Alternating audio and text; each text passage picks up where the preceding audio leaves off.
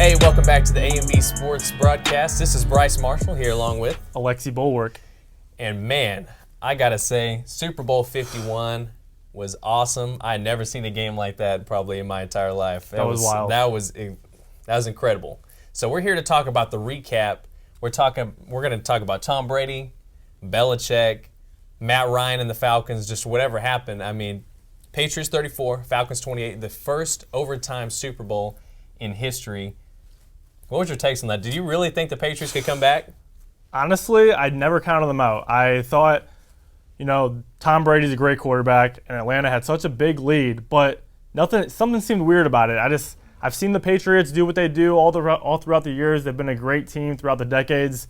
I never counted them out. The odds were obviously super low for them to come back. Definitely, yeah. And everybody, expected, it's going to be a blowout, but I think once Patriots scored that touchdown right before the fourth quarter, that was when the game turned. Yeah. And Atlanta just kind of, faltered. They Yeah, didn't know what to do. I think if I remember correctly, ESPN said their chances of winning was 9%. Wow. And then after they tied it up, it went up to like 93 or something crazy like that. I mean, honestly, when I saw the Patriots go down 28-3, I said there's no way. I mean, no one's ever came back from a deficit more than 10. So for them to come back from 25 down and come back to win in overtime, that's just unheard of, to be honest. So it was a crazy game. It was. I mean, the play that I think was what was just the craziest part of the game was when Devontae Freeman they didn't give him the ball. Matt Ryan wanted to throw the ball, or the offensive coordinator I don't know who was making the call. Yeah. It was Shanahan, or I don't know if it was Dan Quinn, the head coach, but whatever it was not executed great, and I think that's what costed them. If they ran the ball, they were on the 30-yard line with about 4 minutes to go. If they would have ran the ball, got 3, maybe a first down, even if they didn't get the first down, they kicked the field goal, boom, they're up 11 points with 3 minutes to go or so. That's what cost the game, and I think New England capitalized on. Yeah, I'm about to say that's another reason why some people try to say sports is rigged nowadays. I mean, they just stopped running the ball. That's too no much. One understands why. I mean, Right. They couldn't stop Devontae Freeman. They start off the very first drive of the game, bust off a 20-yard run, and everybody's like, this is not good. And they kept doing it all game until about third quarter that just stopped. So, interesting, to say the least. Brady, 43 of 62, 466 yards, 2 touchdowns, 1 interception, which that was a costly interception. I think that was another game changer right there. But is he the GOAT? I think there's no discussion anymore. I think no discussion. From now on, he's the greatest quarterback of all time. I mean, 5 Super Bowl rings, and to come back and do that on his 5th, unbelievable. I mean, like you said, people were counting it out. Nobody thought the Patriots would come back. Yeah. Except for probably a few, including me. All right, but really, that was the greatest comeback I have seen in professional sports. I mean, down 25 points with basically, 17 minutes to go in the game, and to come back like that's unbelievable. So you think that comeback is greater than the Cavs' 3-1 deficit? That's not even comparable. I think so, because coming down in a single game by 25, you have to go for 2. They had to go for 2 twice. But you could also say skill-wise that the Cubs coming back from a 3-1 deficit was even harder too. It was difficult. But I just think Tom Brady bringing his team back like that, I mean, how can you come back from 28-3? The odds are so low. Atlanta had to be, they needed some help from Atlanta. Like I said previously, that Atlanta needed to do something for New England to get back on track, and they did, and they helped them. But great comeback. I think Tom Brady's the greatest quarterback of all time. There's no more discussion for it. I don't care who the rest of the quarterbacks are in the league right now. Tom Brady's best. I got to agree with you there. I mean, he set a lot of records just in that game alone. I mean, our stats here say most pass attempts in the game was 62. That's a Super Bowl record. Yep. Most completions, 43. I mean, to even throw it 62 times, he's going to have to be icing that arm today. Wow. All day. That's unbelievable. He has to be in the ice bath like all day after that one. Most passing yards, 466. And then first quarterback with 3 Super Bowl comebacks. I mean, that's pretty crazy too. I mean, that's the definition of clutch right there. And to go off of that, he didn't only play in the Super Bowl and make this his 5th. He's played in 7. So he's been there and done that before. So I think he was, you people think that at a point he got really scared and he was all nervous. I think he played like it was a regular game. Yeah, but I think he's been used to the adversity. So. Exactly, and that's why I think he was crucial to the team in the final quarter, and that's why he brought them back. Well, since we're already talking about Tom Brady, the GOAT, let's go to his post-game interview after the Super Bowl. Well, there were a lot of plays that, Coach talks about. You never know which play it's going to be in the Super Bowl, and there was probably 30 of them tonight that if any one of those would have been different, the outcome could have been different. But I'm so proud of our guys, our coaches, the team. I mean, it's unbelievable, what these guys have accomplished all season. I'm just proud to, be a part of this great group. Even after victory, always humble, always confident in himself. Great guy, man. I say it's hard to hate on him. So he did win the Super Bowl MVP. Do you think anybody else was more deserving than he was, though? You know what? I don't. I think he was just too valuable this game. He made perfect passes in the fourth quarter. Sure, he had a terrible first half, and I think that's going to be overlooked because what he did in the second half. Now, I do think New England had an amazing amount of contributions from the team. Edelman, White, all these receivers, they were terrific in the second half. But Brady was too good to not give him the MVP, and I think you had to go with that. So see, I think that's where you're wrong, because James White, he set some records in the Super Bowl that no one else had ever done. I mean, he was the vital wide receiver coming out as tailback. I mean, he only had 29 yards rushing. Not impressive, of course. But then he had 14 catches, 110 yards, 3 total touchdowns. He's the first NFL player to even average that.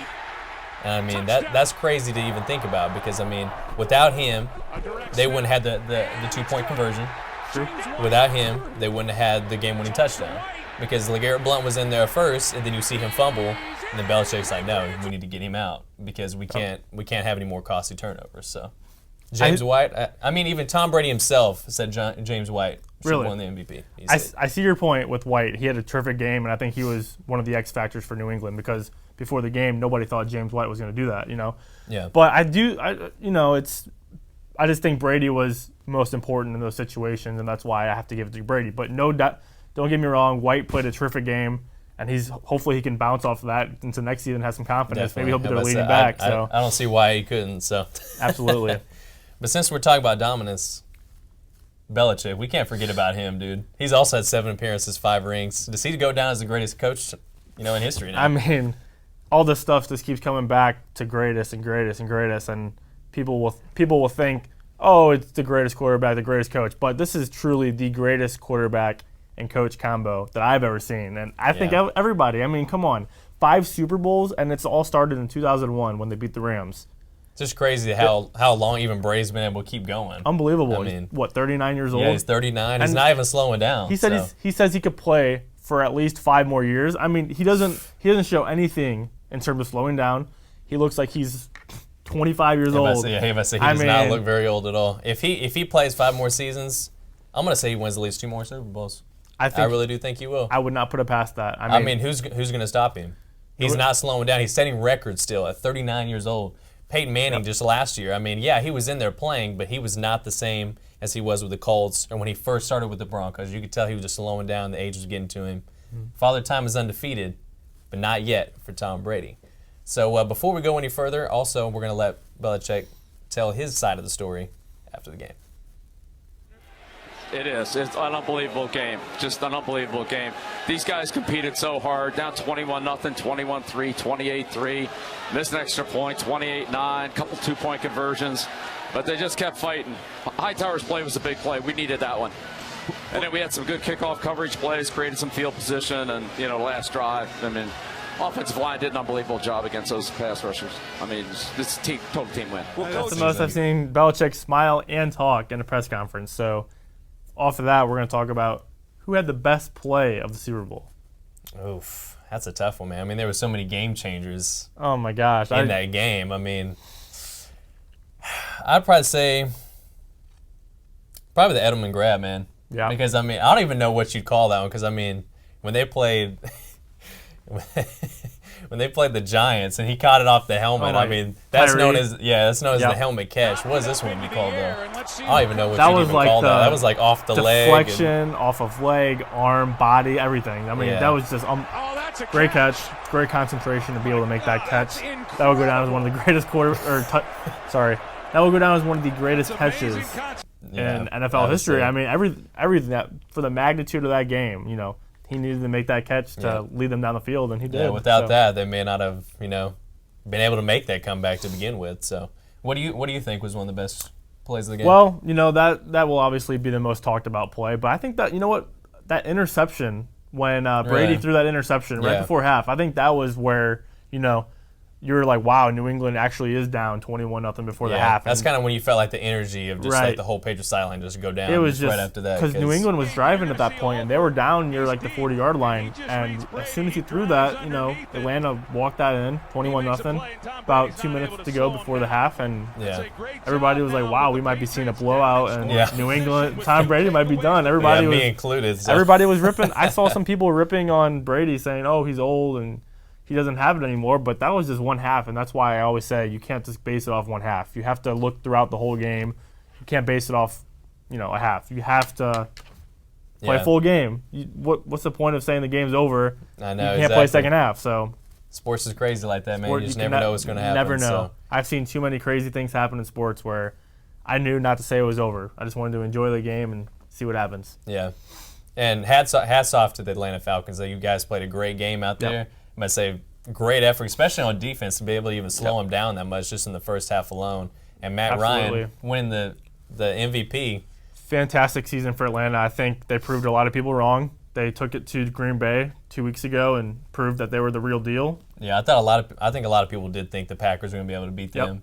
And also me included, but I think the Packers' injuries before that game, because there was about 4 or 5 or 6 of their wide receivers that were all on the injured reserve list. Excuse me. And, you didn't know if they was even going to come out there and play. So I think that also played a factor in their offense and how they was able to even score even in that game. So, regardless of the game result, I understand, Atlanta's probably so hurt right now. Terrible to blow that lead. But a lot to look forward to. You have Matt Ryan. He's a good quarterback. Can't get him, just won the MVP. Great year. And the defense looked much improved. Defense looked better last year. I think if they can make some moves in the offseason, maybe draft some guys, maybe they could be a top defense next year. But I think just experience altogether because, all of them are really young to begin with. Yeah. Young and fast. That's what the commentators were even saying during the game. If they could take the experience from the Super Bowl and take that into next season, it's going to be hard to move against them. Another thing is Julio Jones is so dominant. You saw the catches he made in the game. And spectacular grabs out there. Julio Jones, if you can have a receiver like that, my gosh. Same with Freeman. Devontae Freeman is a really good running back. Oh, yeah. He's small, he's fast, and when he starts cutting in and out, of the offensive line like that, it's hard to even locate where he's at. So absolutely. Well, I think that's all we got for the Super Bowl recap. I'm Bryce Marshall with Alexi Bollwerk, signing off for the A&B broadcast. Thank you.